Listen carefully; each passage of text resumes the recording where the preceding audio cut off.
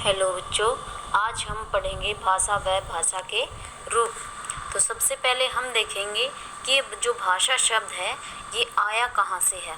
तो बेटा भाषा शब्द की उत्पत्ति संस्कृत भाषा के भाष शब्द से हुई है। किससे हुई है? संस्कृत भाषा के भाष शब्द से हुई है, और जिसका अर्थ क्या है? प्रकट करना। क्या अर्थ है? प्रकट करना। संस्कृत भाषा के भाष शब्द से हुई है, जिसका अर्थ है प्रकट करना। अब मैं आपको भाषा की परिभाषा बताने से पहले भाषा की कुछ बातों के विषय में बता देती हूँ, जिससे आपको स्पष्ट हो जाएगा कि हमें भाषा की आवश्यकता क्यों हुई। जैसा कि बच्चों आप सब जानते हैं कि प्राचीन समय में मनुष्य अपनी आवश्यकताओं की पूर्ति के लिए जंगलों में भटकता रहता था या घूमता रहता था। फिर उसने आपसी संपर्क स्थापित करने के लिए संकेत की भाषा को समझने का प्रयास किया, और सांकेतिक भाषा जो है उसको आप अच्छे से जानते होंगे। कौन सी होती है? संकेत की भाषा। आपने देखा होगा ना संकेत की भाषा। जैसे हम घर में बैठे होते हैं, हमारे मम्मी पापा या भाई बहन हाथ से इशारा करके हमें कोई भी काम बताते हैं, तो वो कौन से आता है? संकेत के द्वारा काम बताना, यानी सांकेतिक भाषा होती है वो, जिसके द्वारा हमें समझाया जाता है। जैसे छोटे बच्चे होते हैं तो 6 महीने से पहले तो बच्चा बोलता ही नहीं है, तो वो क्या करेगा? इशारों के द्वारा हमें समझाएगा। जब उसको भूख लगी होगी वो रोना शुरू कर देगा, और हम समझ जाएंगे कि अब उसको भूख लगी हुई है। तो 6 महीने के बाद ही तो वो बोलना शुरू करता है। तो उससे पहले वो कौन सी भाषा का प्रयोग करता है? सांकेतिक भाषा का प्रयोग करता है, उसके बाद बोलना शुरू करता है। ठीक है, तो उसने सांकेतिक भाषा को समझने का प्रयास किया। फिर धीरे धीरे उसने अपने विचारों या भावों के आदान प्रदान के लिए भाषा की आवश्यकता महसूस की। मनुष्य अपने ध्वनि चिन्हों से बोलने चलने की शैली को बढ़ाने लगा। उसने अभ्यास के द्वारा भाषा का विकास किया। मनुष्य एक सामाजिक प्राणी होने के नाते वह अपने भावों या विचारों को बोलकर और लिखकर प्रकट करने लगा। प्रकट करना, दूसरों के सामने दिखाना, बताना, वर्णन करना अपने मन के विचारों का। इसलिए हम कह सकते हैं कि भाषा वह माध्यम है जिसके द्वारा हम मन के भावों और विचारों को प्रकट करते हैं और दूसरे के विचारों को समझते हैं। अब हम देखेंगे भाषा की परिभाषा। तो भाषा वह साधन है जिसके द्वारा मनुष्य अपने विचार बोलकर या लिखकर दूसरों तक पहुंचाता है, और दूसरों के विचार सुनकर अथवा पढ़कर समझता है। तो वो क्या होगी? भाषा। अर्थात हम अपने विचारों को दूसरों तक पहुंचाएंगे। उस पहुंचाने के लिए कौन से साधन का प्रयोग करेंगे? भाषा का। तो भाषा क्या है?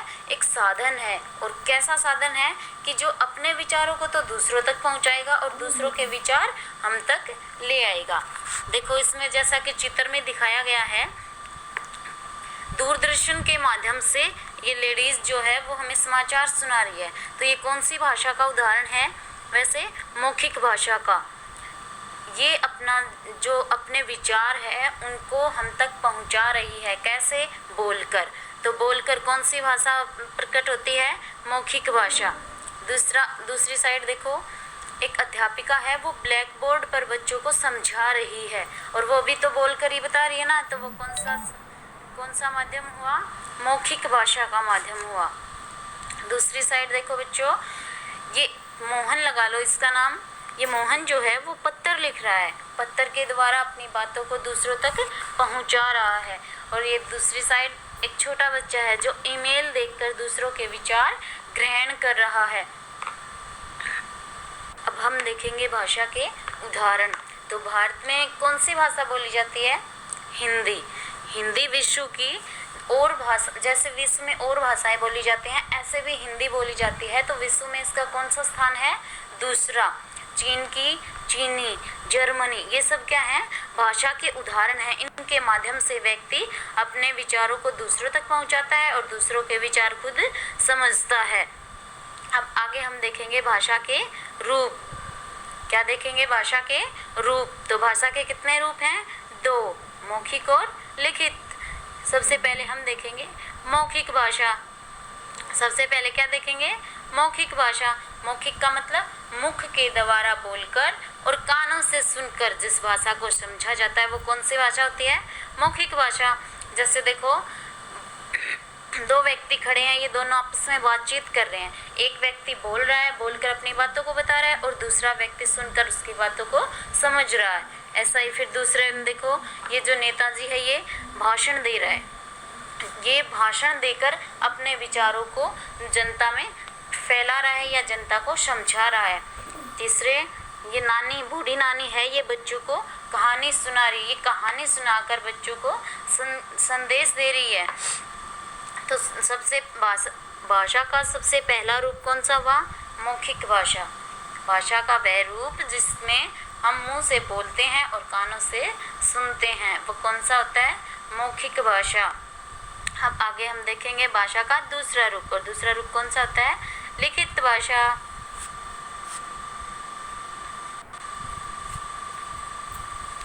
भाषा का दूसरा रूप लिखित भाषा।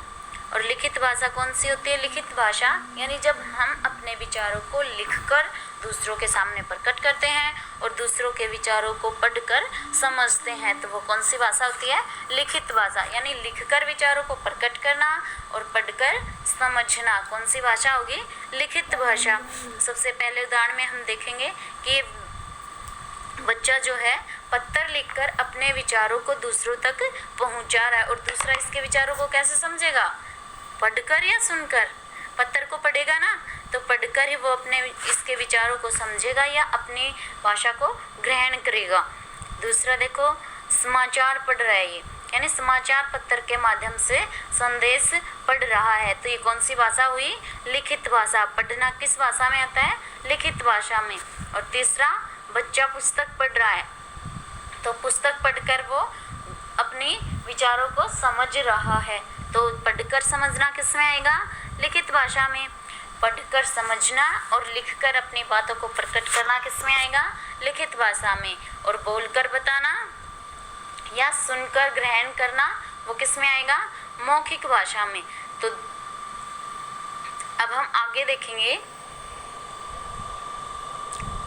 कि भाषा केवल मनुष्य ही बोल सकते हैं। देखो, एक साइड एक चित्र में दिखा रखा है कि 2 व्यक्ति आपस में बातें कर रहे हैं, वो मतलब भाषा के माध्यम से अपने विचारों को आपस में समझ रहे हैं। दूसरी साइड एक कौवा बैठा है पेड़ पे और नीचे एक पशु यानी लोमड़ी है, तो ये दोनों आपस में बातें कर रहे होंगे, तो क्या ये भाषा का प्रयोग करते हैं? बोलते तो हैं ये, लेकिन ये भाषा का प्रयोग नहीं करते। सिर्फ भगवान ने मनुष्य को ही ये बोलने का वरदान दिया है, भाषा बोलने का वरदान दिया है।